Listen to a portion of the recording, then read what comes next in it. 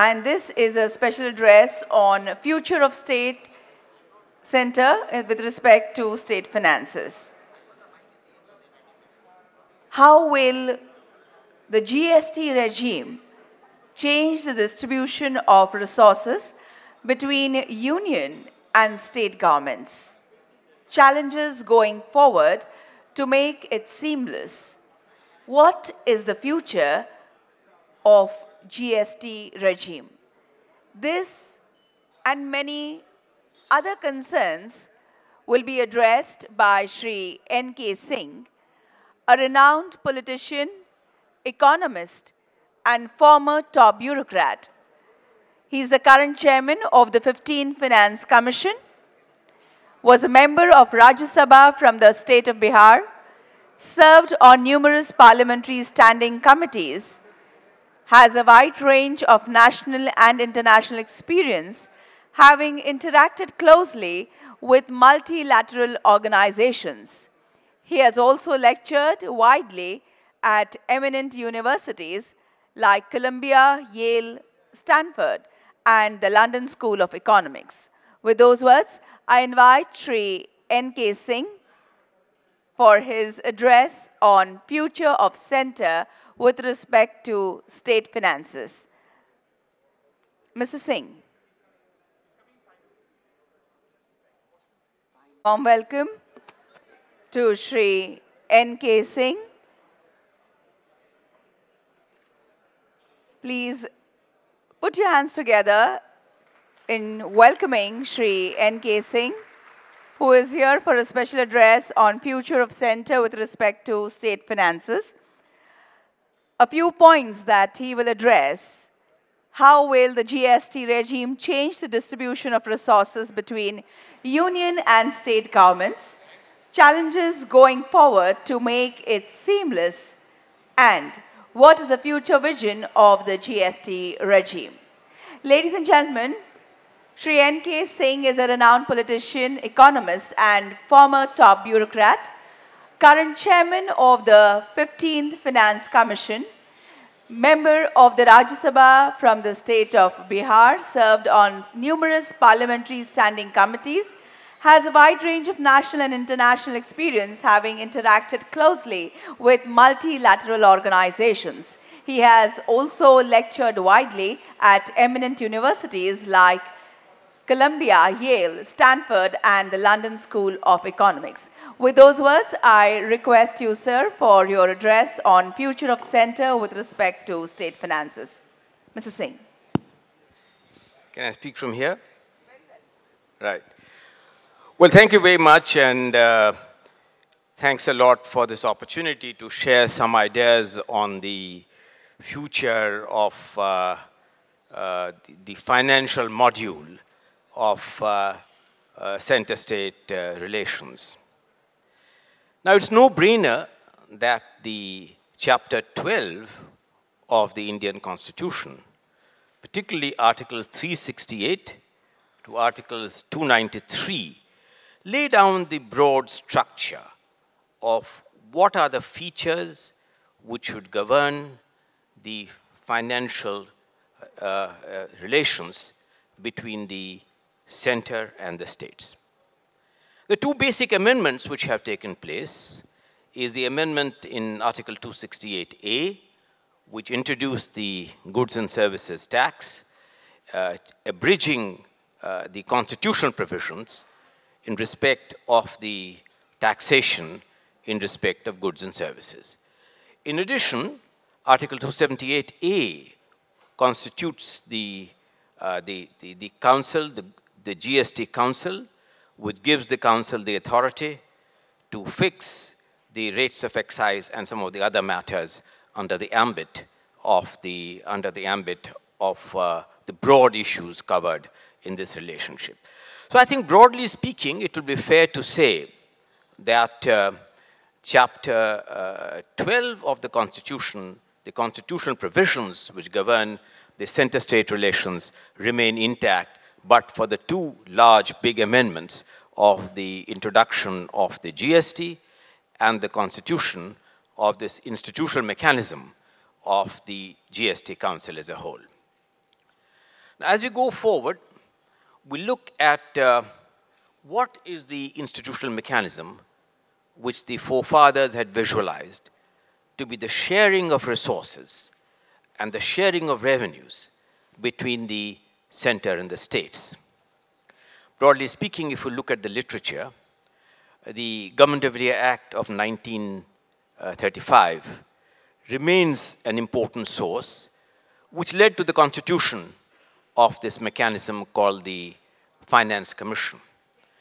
The first Finance Commission was an interim Finance Commission headed by C.D. Deshmukh, and this was replaced by the first Finance Commission in 52 when K.C. Niyogi became the first chairman of the first Finance Commission. Thereafter, as you know, it's an unbroken chain, and we are currently working in the 15th Finance Commission, which I have the privilege to chair. Broadly speaking, what is the Finance Commission? What does it do? And what are its broad implications? I'm going to touch on 5-6 issues. The first is that the Constitution is very clear that under Article 280 of the Constitution, the President is bound at the end of every 5 years to constitute a Finance Commission consisting of a chairman and 4 other members to make the following recommendations. First, to make a recommendation that out of the total net divisible proceeds, and what constitutes net divisible proceeds is now very clear. It is the total proceeds minus the cost of collection certified by the Comptroller and Auditor General, and that constitutes therefore the net divisible proceeds.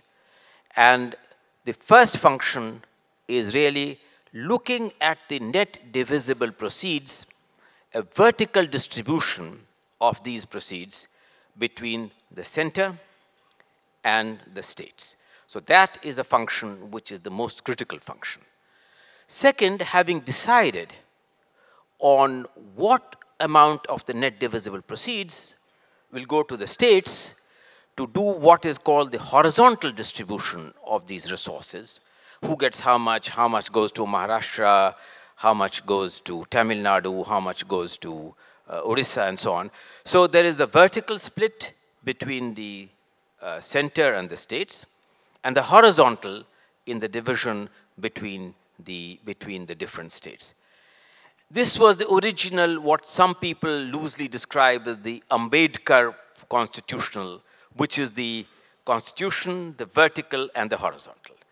Now here comes another change, which is also mandatory. The 73rd and the 74th Amendment to the Constitution, which lays down that the Finance Commission will also look at the augmenting the consolidated fund of the state based on the recommendations of the State Finance Commission on what should go to local bodies and urban local bodies and what should go to panchayats. So the 73rd and 74th is also now part of the constitutional provision. Then there is a provision in the Constitution which says any other issue which may be referred to the Commission by the President and in the presidential notification. So it is this category, last category of any other issues which the President may refer, which has a whole litany of issues which governments of different orientation have referred to successive finance commissions. So let me come back to some of the more holistic issues. So let's say holistically, how and in what manner should the vertical split take place? The vertical split has to obviously look to what are the inescapable obligations of the central government and what are the inescapable obligations of the state government. These inescapable obligations are defined in the 7th schedule of the Constitution. Clearly, 7th schedule of the Constitution, which all of you know, is in three parts. The first, those which in the union list. The second, which is in the concurrent list. And the third, which is in the state list. So what should constitute the core functions of the union government is what really forms part of the list 1, which is the first part of the 7th schedule. What should form a core part of the state's function is in list 3 of the 7th schedule of the Constitution, which defines and articulates their different functions. And what are the issues which are in the concurrent list, where both the center and the states have an equal responsibility to legislate, but a parliamentary legislation would override any state legislation which has taken place. So broadly speaking, in looking at the vertical features of how the total resources are to be divided, one has to look at the inescapable obligations as contained in the 7th schedule of the Constitution. Now, here comes the complications. Complications are that over a period of time, the 7th schedule has become a malleable entity. It has become malleable because the entries in the 7th schedule have got successively changed by successive governments, which therefore complicates the picture. It did not begin now. Just to give a few illustrative examples of amending the 7th schedule, let's look back. Few of us remember when Manrega began as a right to employment. The Manrega did not begin at the time of the present government in power. Manrega began a long time when a different kind of a government was in power, making right to employment part of the concurrent list. Although technically speaking, giving employment and labor, etc., are part of the 3rd schedule, it was moved to the concurrent list for enabling Parliament to enact the Right to Employment Act. And that was done by making one of the features of this part of the concurrent list. The second big change, of course, took place when you have the right to education. When the Right to Education Act was enacted by Parliament, and you had the Sarvasri Shiksha Abhiyan. It's a very big project, which was moved from the 3rd list to the 2nd list. That is moving a major change in the distribution of the functions.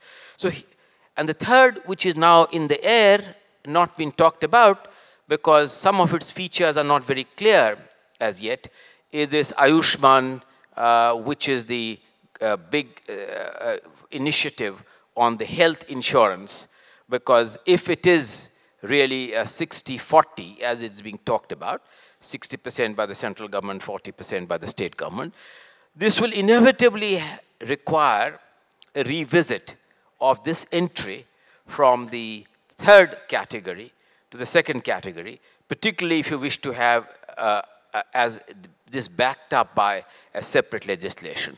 So the 7th schedule has been a flexible, malleable one, which therefore is redefining the inescapable obligations of the union government and the inescapable obligations of the state government.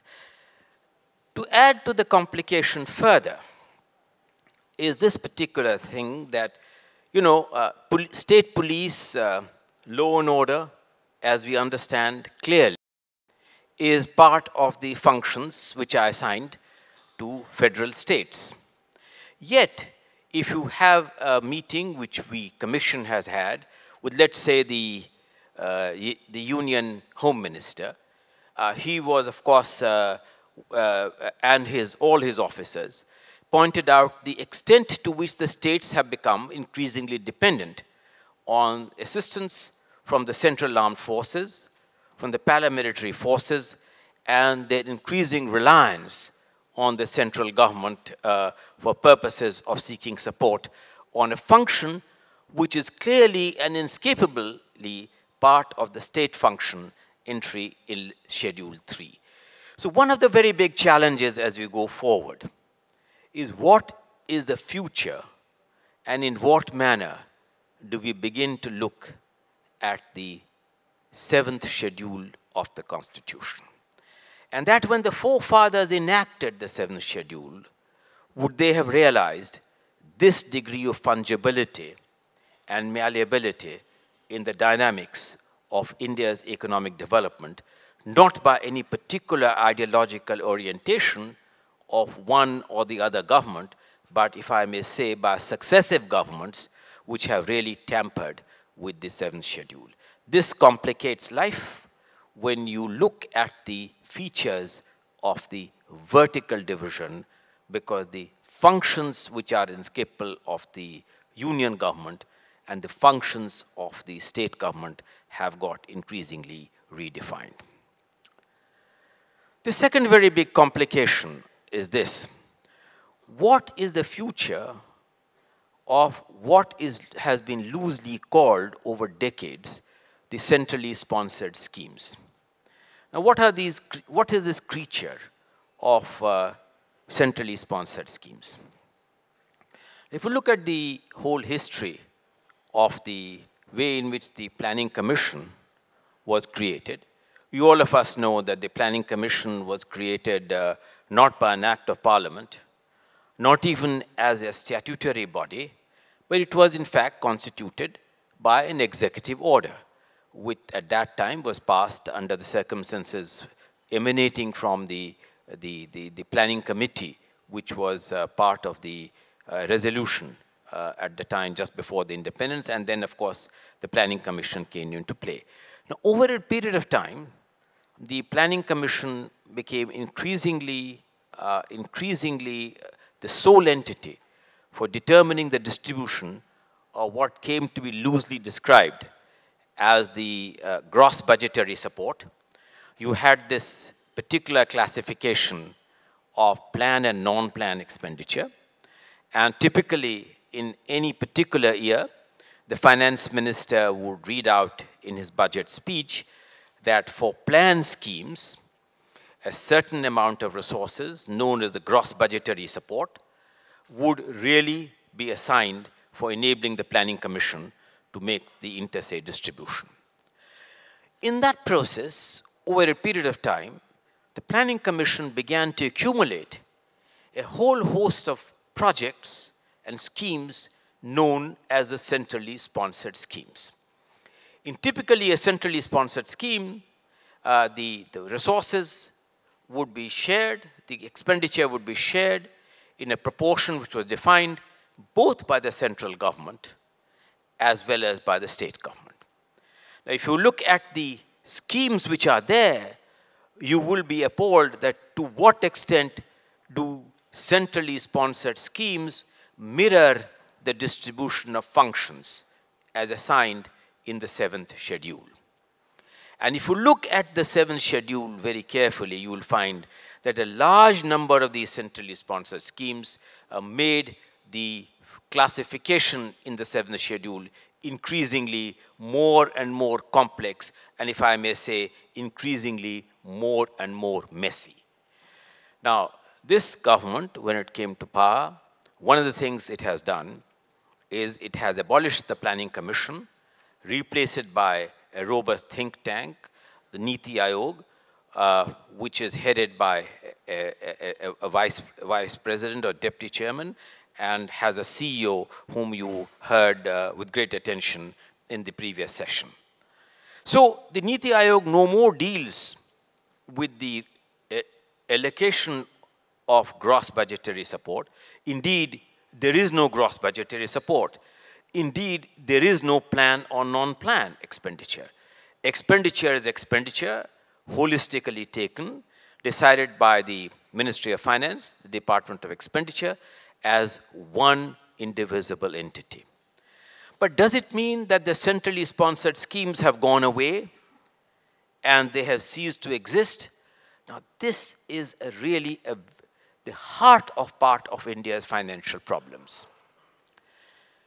The previous Finance Commission, which the 14th Finance Commission, which we all know, made a very sharp increase in the pattern of vertical distribution between the states getting 42% of the total divisible net proceeds in comparison to what the 13th Finance Commission had done, which were 32%.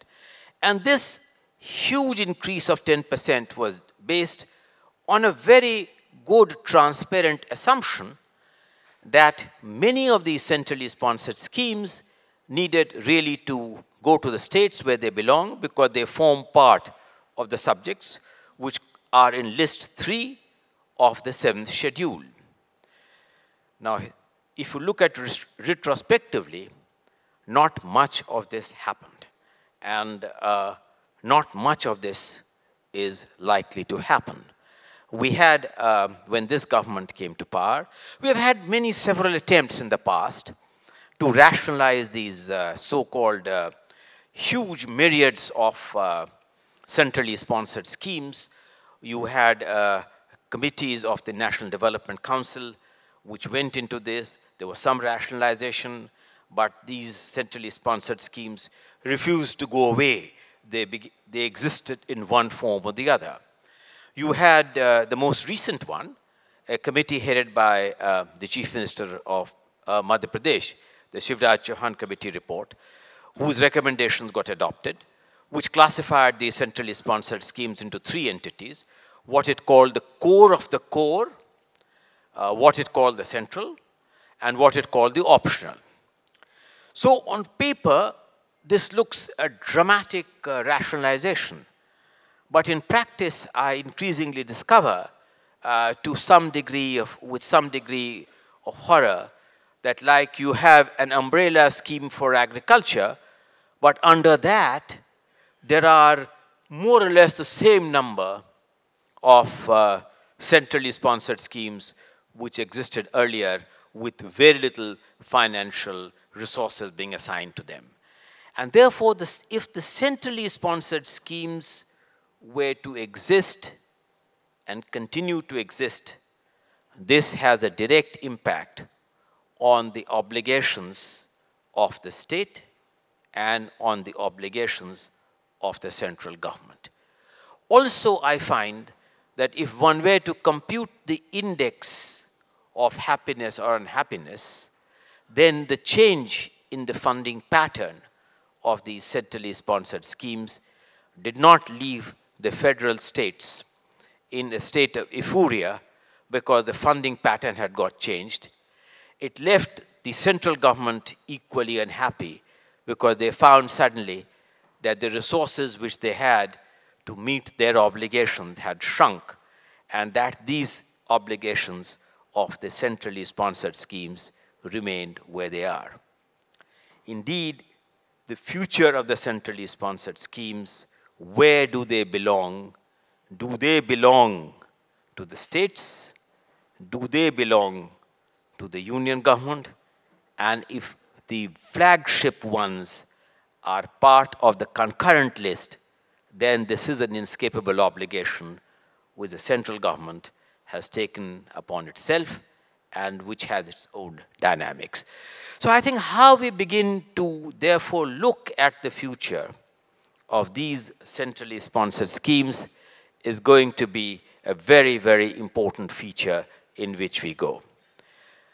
Now, there is a huge amount of debate which is occupied significant, and for good reasons, significant attention of economists, political entities, and the media, which relates to the terms of reference of the 15th Finance Commission.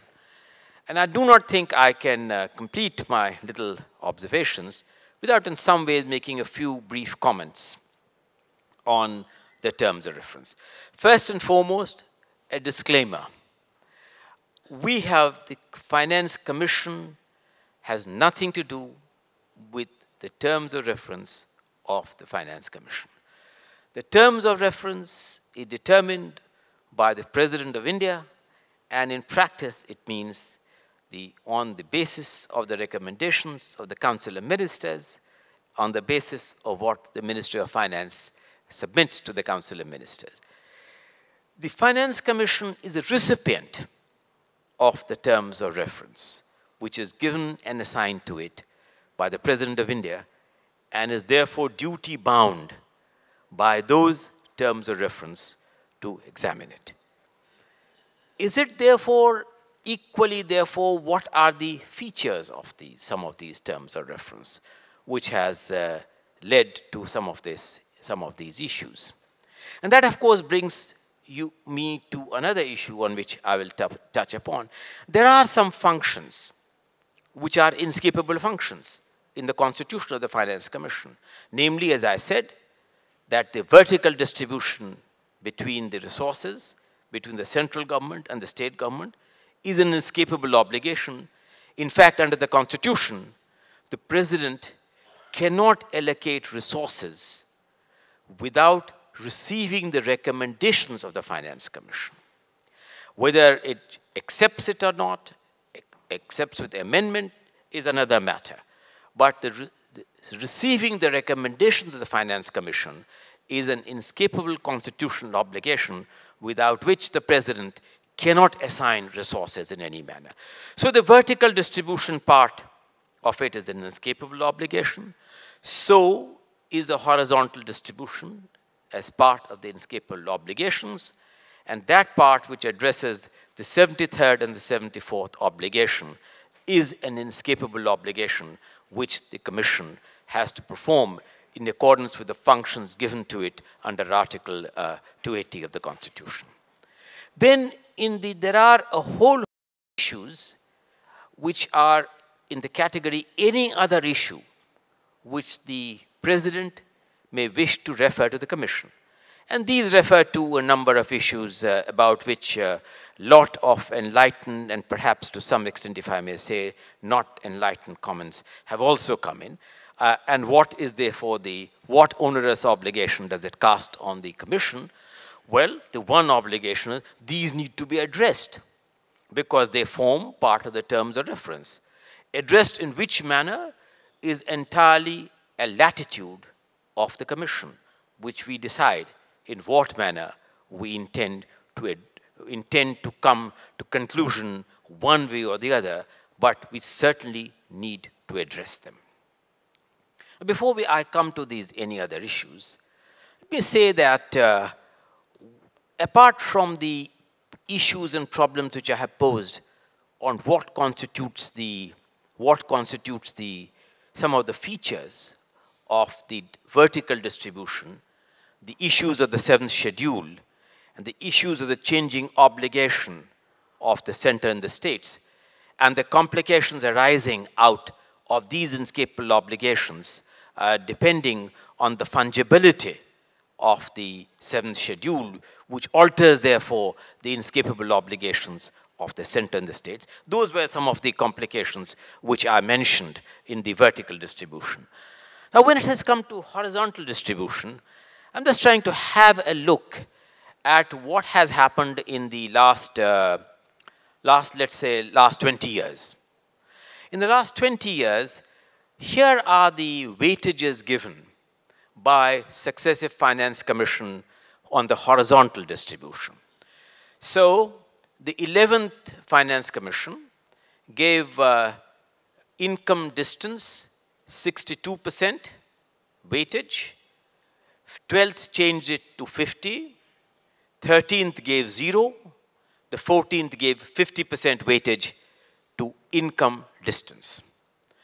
On population, based on the 1971 census, the 11th gave 10%, the 12th gave 25%, the 13th gave 25%, the 14th gave 17.5%.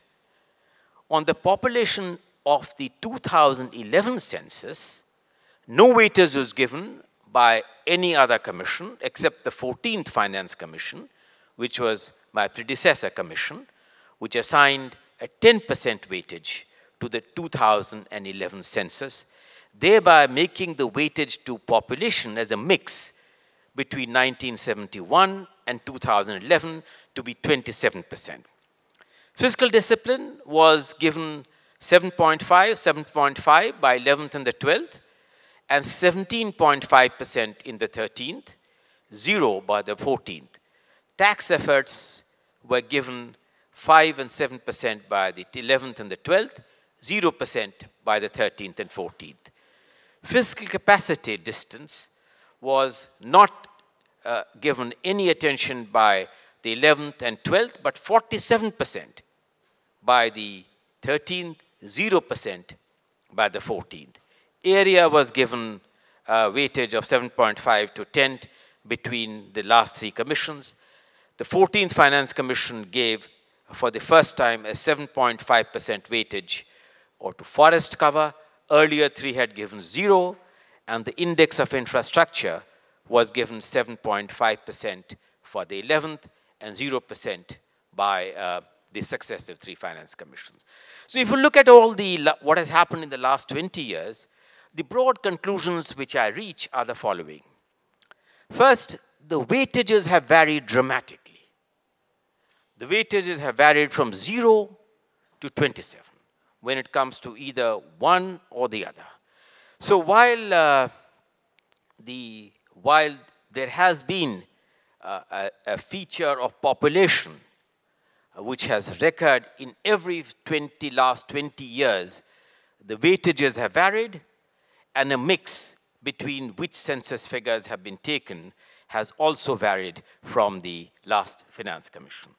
Similarly, income disparities and issues of backwardness has, by successive finance commissions, been given a very high weightage. So let me put it this way to you. I read out only all this to say that what weightages we will assign, what weightages will be chosen, and what are the ingredients of those weightages is entirely the discretion of the Finance Commission. And this does not form part of any binding features of the terms of reference. Yes, the terms of reference does say that if we use population in any manner, we should go by the census of 2011, but it does not say that it debars us in any way in using any mix of an earlier census figure, as indeed was done by the last Finance Commission.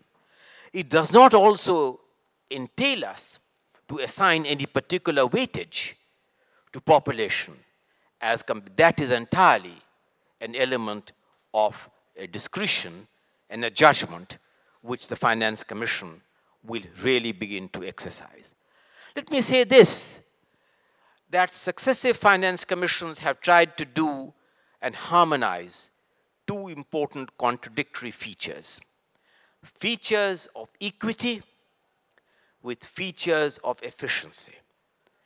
It would be it would be quite inappropriate, and it would be very mindless for any Finance Commission, and I cannot come to any conclusion right now. We are still in our early days when only our terms of reference is being increasingly debated. But any Finance Commission, I would say, would be mindless if it penalizes efficiency, if it does not award and reward achievements and success which have been achieved by individual states. At the same time, any Finance Commission would be equally mindless if it does not recognize one basic principle, that equal levels of taxation entitles every Indian citizen to receive equal quality of services and equal quality in terms of what the state provides to it. The feature of equity, therefore, has been a dominant feature for good reasons, and features of equity need to be combined with features of efficiency. So, is there a contradiction? On the face of it, it could be contradictory. And how does one equally reward efficiency and achievement with equally incentivizing states who have reserved really treatment in terms of equity? And it is a challenge of every finance commission to harmonize this basic contradiction of efficiency and equity. That is why finance commissions are set up, and that is why these challenges need to be evolved in terms of the circumstances as they evolve. This finance commission will equally face this challenge, as indeed it will face many other challenges which are unique to this finance commission. The challenge of being able to come to recommendations when important institutional changes have taken place, like the GST, some of whose features are still evolving, and we do not know how the revenue picture is going to finally emerge, and to be able to make recommendations and awards at a time when the established tradition of planning commission for the first time is no more, and the distinction between planned and non-planned expenditure does not exist anymore, and the future of centrally sponsored scheme remains in some gray area of uncertainty. Finally, let me conclude by saying that it will be the effort of this Finance Commission to have the widest possible consultation with all stakeholders, to look at the fiscal needs of each individual state with no predilections and no preset conclusions, and to be able to come to conclusions which we believe would enable India to make more rapid progress, to address and to reward both efficiency and address the issues of equity for enabling a balanced and inclusive development of India as a whole. This is not an easy challenge, and we have begun our consultations with states. We have begun our consultations with the central government. We would come, hopefully, to a balanced and appropriate conclusion and judgment, which does not shock the system, at the same time, which is innovative enough to meet the challenges of India, particularly for the block periods of 5 years, for which our recommendations would really hold good between the fiscal years 20 and 25. Thank you very much for this opportunity.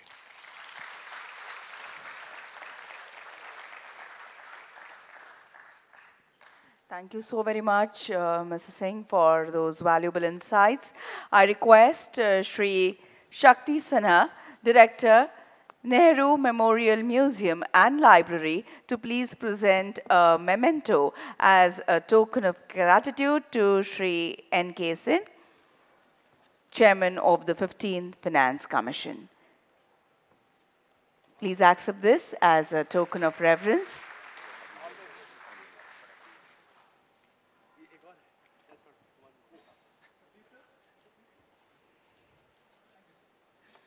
Thank you so very much. You may please join us in the audience.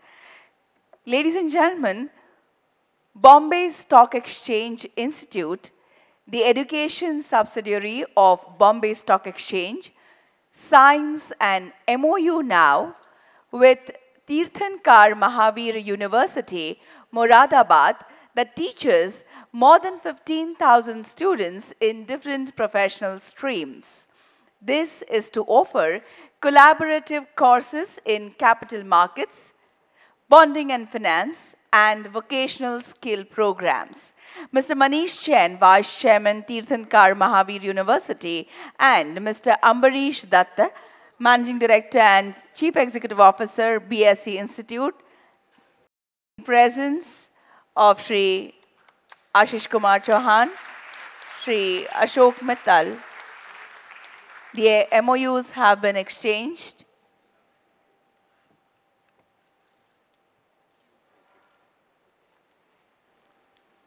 Thank you so much. All right. Before we begin the next session, which is a panel discussion on future of center-state finances, we take a quick tea-coffee break. A very quick tea-coffee break. You may carry your cups back to your seats. Please proceed